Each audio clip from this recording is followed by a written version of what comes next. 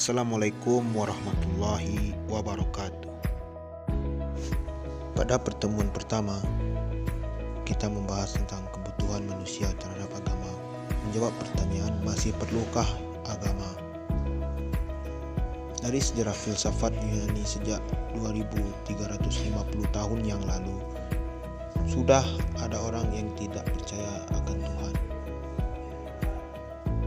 Mereka mengatakan bahwa alam semesta ini terdiri dari atom-atom yang berlainan dan memiliki daya gerak, maka terjadilah benturan, dari situlah terjadinya alam semesta. Sejak abad 16 di Inggris, ada aliran empirisme. Aliran ini mengatakan bahwa segala sesuatu pengetahuan harus melalui panca indera. Aliran ini didukung oleh para pemikir-pemikir seperti Thomas Hobbes. Dasar pemikiran ilmu pengetahuan adalah mekanistik materialisme, yakni segala yang ada di alam bergabung dan terpisah secara mekanis, tidak memerlukan adanya zat yang maha kuasa. Ada juga John Locke. Pikiran manusia adalah tabula rasa. Segala pengetahuan yang mengisinya adalah berasal dari kesan-kesan yang diperoleh oleh panca indera. Ada juga David Hume. Sesuatu yang tidak dapat dibicarakan jika tidak dapat dilihat oleh panca indera. Pemikiran inilah yang mempengaruhi filsafat Prancis pada abad ke-18. Juga pemikir Prancis abad 18 itu yang cenderung kepada deisme, yaitu percaya kepada zat yang maha agung seperti Fontenelle, Montesquieu, Voltaire, dan Condillac. Di samping itu juga ada yang cenderung ateisme seperti Lamartine, de Holbach, dan Cabanis. Kepercayaan mereka menentang alam di satu pihak dan Tuhan di pihak yang lain. Tur inilah akhirnya mendorong munculnya aliran positifme pada abad ke-19 dengan tokoh utamanya Auguste Comte 1795 sampai 1857. Pokok ajaran Comte ini adalah bahwa manusia mengalami 3 tingkatan perkembangan dalam cara berfikirnya. Pertama, tingkatan teologi. Tingkatan teologi di mana tingkatan bahwa manusia belum mempunyai pikiran tentang sebab musabab kejadian alam ini. Manusia hidup dalam serba ketakutan, makanya manusia bermohon kepada zat yang maha kuat seperti pohon, arca, dan sesuatu yang berhubungan dengan nenek moyang untuk menghindari dari wabah dan rasa takut itu. Yang kedua, ada tingkatan metafisik. Tingkatan metafisik adalah di mana manusia sudah mulai berani, manusia merasa bahwa penyakit, bencana seperti hama dan sebagainya dapat dicegah dengan cara tidak berbuat jahat atau mengganggu. Bagaimana caranya? Seperti memberikan sesajen. Yang ketiga, ada tingkatan positif. Pada tingkatan ini manusia telah mempunyai pengetahuan yang cukup untuk menguasai alam. Manusia tidak takut lagi untuk menghadapi wabah penyakit. Sudah ditemukan berbagai macam obat dan cara untuk menanggulanginya. Membangun gedung-gedung yang tinggi dan jembatan yang panjang tidak lagi dengan cara menanam kepala kerbau atau upacara sejajan karena ilmu arsitektur telah dikuasai. Begitu juga alat-alat produksi sudah mulai ditemukan sehingga membantu pekerjaan manusia. Terjadilah revolusi industri, alam terlihat berubah, manusia semakin berani dan merasa kuat. Sampai ada yang merasa tidak perlu lagi merasa takut dan percaya kepada yang tidak tampak. Walaupun sekarang masih ada orang yang tidak percaya dengan dokter, masih ada yang melakukan acara-acara ritual tulak bala daripada menggunakan pupuk, racun dan sebagainya untuk melawan hama penyakit tanaman.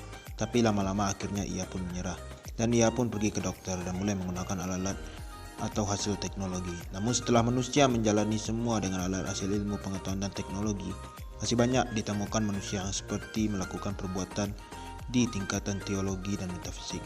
Tak banyak orang berbondong-bondong pergi ke tempat ibadah mereka, berdoa, meminta didoakan dan sebagainya. Maka dapat disimpulkan, sebenarnya teori Auguste Comte ini tidaklah tingkatan tentang berpikir, melainkan tingkatan evolusi, melainkan jenis mental manusia. Karena kita melihat ketiga-tiganya terdapat bersamaan di beberapa tempat. Bahkan pada diri seorang pun kadang ada 3 tingkatan tersebut. Dari satu sisi yaitu tingkatan ketiga, kemajuan berpikir manusia kemudian menghasilkan teknologi yang dikemukakan Comte ini juga ada benarnya. Tapi apakah dengan kemajuan pengetahuan dan teknologi manusia tidak memerlukan agama? Apa yang terjadi di alam semesta ini merupakan suatu peristiwa yang tidak bisa dijelaskan oleh nalar dan panca indera manusia. Maka dari itu kita sebagai manusia harus percaya akan adanya zat yang maha kuasa. Dalam perjalanan untuk memperkuat kepercayaan kepada Tuhan ditemukan berbagai macam agama sebagai wadah untuk manusia semakin dekat dengan Sang Pencipta. Di dalam agama pun ada aturan yang menuntun manusia dalam menjalani kehidupan dan berjalan di jalan yang benar. Jika memang alam semesta tercipta dari benturan antara atom-atom, lalu dari manakah atom-atom ini berasal? Apakah mereka bisa menciptakan diri mereka sendiri?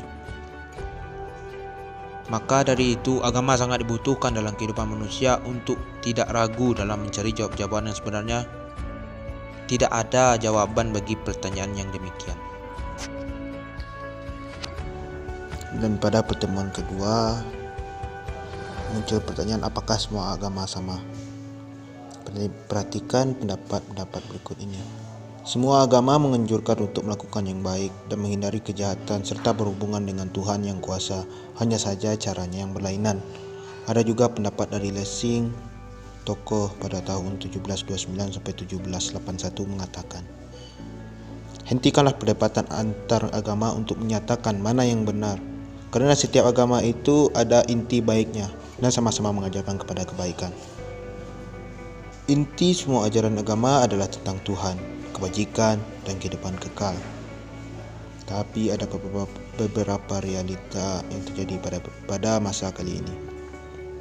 Dalam agama Katolik, perkawinan seorang laki-laki dengan perempuan adalah untuk selama-lamanya dan tidak bisa lepas kecuali karena kematian. Bila suami istri tidak dapat lagi melanjutkan hubungan perkawinan, mereka tidak boleh menikah lagi. Hal ini jelas tidak manusiawi meskipun akhirnya juga dibolehkan pada tahun 1517. Dalam Islam, meski perceraian suami istri dibenci tapi tetap dihalalkan. Ada juga terjadinya perang salib dari abad 11 sampai abad ke-13 yang dilancarkan oleh orang Kristen terhadap orang Islam. Jadi muncul pertanyaan, bagaimana saya menanggapi tentang realita berikut. Menurut saya, semua agama yang ada di muka bumi ini memiliki ajaran yang berbeda dan sudut pandang yang berbeda menurut penganutnya masing-masing. Apapun ajaran agamanya, asalkan bisa membuat manusia ke jalan yang benar, sebenarnya itu sudah cukup. Kalau kita memperhatikannya secara garis besar. Dan ada juga pertanyaan yang kedua, bagaimana seharusnya setiap penganut agama bersikap setelah melihat pendapat dan realita di atas. Seharusnya kita sesama manusia itu saling menghormati akan perbedaan ajaran yang masing-masing agama kita ajarkan. Tidak memaksakan ajaran kita kepada orang lain dan orang tidak memaksakan ajaran dia ke kita. Mungkin itu saja. Pada pertemuan ketiga, kita membahas masalah Islam, iman, dan ketakwaan. Beriman kepada Allah adalah kebutuhan yang mendasar bagi manusia untuk merasakan kebahagiaan hidup. Biasanya orang-orang dikatakan beriman apabila memenuhi 3 unsur dalam akidah Islam, yakni isi hati, ucapan, dan tingkah laku. Seperti yang dijelaskan dalam Quran Surah Al-Anfal ayat 2-4. Sehingga dapat disimpulkan bahwa agama sangat diperlukan oleh manusia sebagai pegangan hidup sehingga ilmu dapat menjadi lebih bermakna. Yang dalam hal ini adalah Islam. Agama Islam adalah agama yang selalu mendorong manusia untuk mempergunakan akalnya, memahami ayat-ayat kauniyah sunnatullah yang terbentang dalam semesta dan ayat-ayat Qur'aniyah yang terdapat dalam Al-Quran, menyeimbangkan antara dunia dan akhirat. Dengan ilmu kehidupan manusia akan bermutu. Dengan agama kehidupan manusia akan lebih bermakna, dan dengan ilmu dan agama kehidupan manusia akan sempurna dan bahagia. Baiklah, pada pertemuan keempat kita membahas sumber ajaran Islam. Sumber ajaran Islam itu terdiri dari 3. 1. Al-Quran sebagai wahyu. 2. As-Sunnah sebagai uswah. 3. Ijtihad dalam Islam. Pertama, kita membahas Al-Quran sebagai wahyu. Al-Quran bersifat global atau mujmal yang memerlukan perincian. Misalnya perintah solat, saum maupun haji hanyalah dengan kalimat singkat aqimus sholah, kutiba alaikumus siyam, wa atimul al-hajj. Sedangkan tentang tata cara mengerjakannya tidak dijelaskan dalam Al-Quran. Banyak sekali ayat-ayat di dalam Al-Quran yang berisi informasi tentang alam semesta yang dapat dijadikan bukti bahwa Al-Quran adalah wahyu Allah, bukan karya manusia. Contohnya ada pada Quran surat Al-Anbiya ayat 30, ada juga pada Quran surat An-Naml ayat 88 dan Quran surat Yusuf ayat 4. Yang kedua, kita membahas sunnah Rasul sebagai uswah. Sunnah Rasul sumber ajaran kedua setelah Al-Quran yang berfungsi sebagai penjelasan tentang pesan-pesan Al-Quran. Tanpa mengikuti sunnah Rasul, mustahil bisa sempurna dalam mengamalkan Al-Quran. Seperti tadi dalam Al-Quran, wa aqimus sholah, tapi tidak jelaskan bagaimana caranya sholat. Maka Nabi mengatakan, Shollu kama ra'aitumuni usolli, sholatlah kamu sebagaimana kamu melihat aku sholat. Maka disitulah penjelasan pada perintah yang ada dalam Al-Quran tadi. Ketiga, ada ijtihad. Setelah Nabi Muhammad SAW wafat, persoalan syar'i terus bermunculan, baik dalam kaitannya dengan ibadah mahdoh maupun ibadah ghairu mahdoh.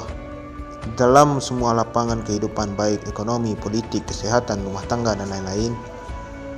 Akan tetapi Al-Quran ataupun hadis belum menjelaskan secara eksplisit hukum masalah tersebut, padahal tetap memerlukan solusi agar segenap perilaku manusia tidak keluar dari syariat Islam. Penggunaan teknik pendekatan yang sama dalam berijtihad belum tentu dijamin akan menghasilkan kesimpulan yang sama. Walaupun hasil ijtihad para imam mujtahid dalam suatu persoalan yang sama sering berbeda, namun semua imam mujtahid memiliki ketawaduan intelektual. Mereka semua berpesan agar apabila ia keliru, hendaklah pendapatnya itu dibuang jauh-jauh. Pada pertemuan kelima kita membahas ijtihad. Ijtihad adalah sebuah usaha yang dilakukan dengan sungguh-sungguh dengan berbagai metode yang diterapkan berserta syarat yang telah ditentukan untuk menggali dan mengetahui hukum Islam untuk kemudian diimplementasikan dalam kehidupan bermasyarakat. Tujuan ijtihad dilakukan adalah upaya pemenuhan kebutuhan akan hukum kerana permasalahan manusia semakin hari semakin kompleks, di mana membutuhkan hukum Islam sebagai solusi terhadap problematika tersebut. Jenis-jenis ijtihad ada ijma', qiyas, dan maslahah mursalah. Problema hukum yang dihadapi umat Islam semakin beragam, seiring dengan berkembangnya dan meluasnya agama Islam, dan berbagai macam bangsa yang masuk Islam dengan membawa berbagai macam adat istiadat, tradisi, dan sistem kemasyarakatan. Sementara itu, nas Al-Quran dan Sunnah telah berhenti, padahal waktu terus berjalan dengan sejumlah peristiwa dan persoalan yang datang silih berganti. Oleh kerana itu, diperlukan usaha penyelesaian secara bersungguh-sungguh atas persoalan-persoalan yang tidak ditunjukkan secara tegas oleh nas itu. Dengan demikian, ijtihad menjadi sangat penting sebagai sumber ajaran Islam setelah Al-Quran dan Al-Sunnah dalam memecahkan berbagai problematika masa kini. Terima kasih atas perhatiannya dan sampai jumpa di video berikutnya.